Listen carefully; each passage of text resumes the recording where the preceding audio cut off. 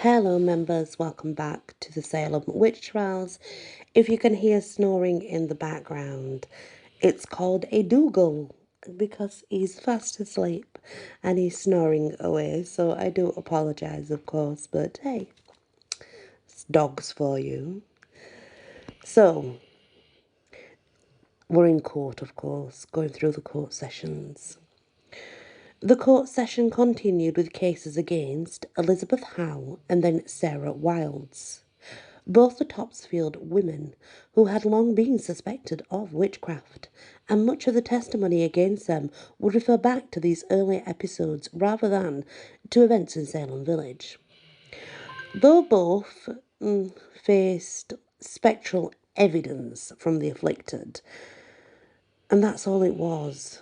Spectral evidence from the afflicted. What that means, guys, is the only evidence against them was the fact that the women, they, what's the word I'm looking for?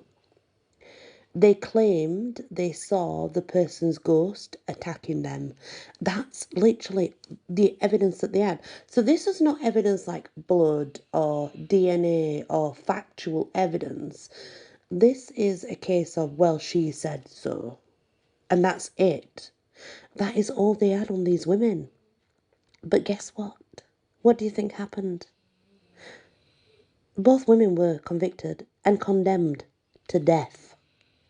On July the 19th, that is. Howe and Wilds, along with Rebecca Nurse, Susanna Martin and Sarah Good, were carted off from Salem prison to face execution on Gallows Hill. According to Robert Clef, before they were hanged, Salem Town's junior minister, Nicholas Noyes, gave Sarah Good one last chance to confess that she was a witch, so that she would at least not die a liar. "You're a liar," she replied. I am no more a witch than you are a wizard, and if you take away my life, God will give you blood to drink. Good drew her last words from the Bible, specifically from Revelation 16:6. During the apocalypse, God punished sinners through 7 final plagues, the third of which turned all rivers and springs of water into blood. For they shed the blood of the saints and prophets, and therefore thou hast given them blood to drink.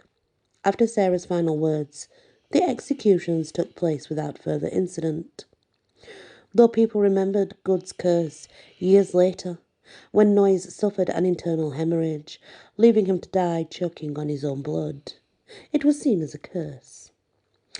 By the time of these executions, it seemed that nothing could slow the growing crisis.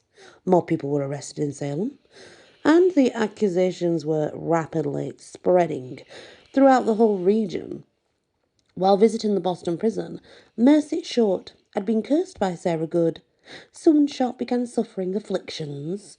Her minister, Cotton Mather, oh, what a name that was, visited the young woman regularly throughout the summer of 1692 to try and ease her ills. 16 miles to the north of Salem in Gloucester, residents heard strange noises and saw phantoms of French soldiers and Native American warriors. Amazingly, 200 miles to the southwest, Stamford, Connecticut, was also preparing for witch trials, in a case that has some eerie similarities to Salem. A teenage girl charged she was afflicted by the spectres of 5 local women. In mid-July, the focus of accusations moved west to Salem's neighbours, Andover. 2 of Salem villagers, afflicted girls, were brought to the town to find the witches responsible for the prolonged illness of Elizabeth Ballard. Soon Anne Foster, her daughter Mary Lacey, that was senior, and a granddaughter, Mary Lacey Junior, all stood accused of witchcraft. All 3 Andover women quickly confessed to the crime, providing many specific details of their satanic meetings and yielding the names of neighbours who were fellow witches. When Mary Lacey Jr. confessed, she accused Martha Carrier of using black magic to kill, apparently, a number of people, including 2 of Martha's brothers and a brother-in-law. Lacey also accused Carrier's 2 teenage sons, Richard and Andrew, When brought before the court for questioning, the young men refused to confess until, according to the fellow prisoner, John Proctor, yes, John Proctor, the John Proctor, they tied them neck and heels till the blood was ready to come out of their noses. Proctor further complained that the same treatment had been used on his son William. While such mild forms of judicial torture were allowed under English law, to aid confession, the General Court had legislated against their use in 1641. Of course, this had been struck down with all the others by the new character and charter of position. The carrier lads not only confessed but further widened the circle. They said their mother was a witch, and Richard described how he, along with Mary Bradbury, Rebecca Nurse and Elizabeth Howe, were satanically baptised at the falls in Newbury. The accusation would soon spread through the town, with more than 40 people accused in total. Between mid-July and September the 2nd, most of the accused now came from Andover. When the Court of Oyer and Terminer met for its third session on August the 2nd, it would feature a new Crown attorney. Thomas Newton had resigned at the end of June to assume the position of secretary to the governor of New Hampshire. His replacement was Anthony Checkley, a Boston merchant who had served an attorney general under the Dominion of New England. Martha Carrier would be the first person to be tried during the session. So many people testified against Carrier that the court did not bother to hear the damning testimony of his sons. Cotton Mather called Martha a rampant hag, and observed that her children and other witnesses agreed that the devil had promised her she should be queen of hell. The court very quickly convicted Carrier.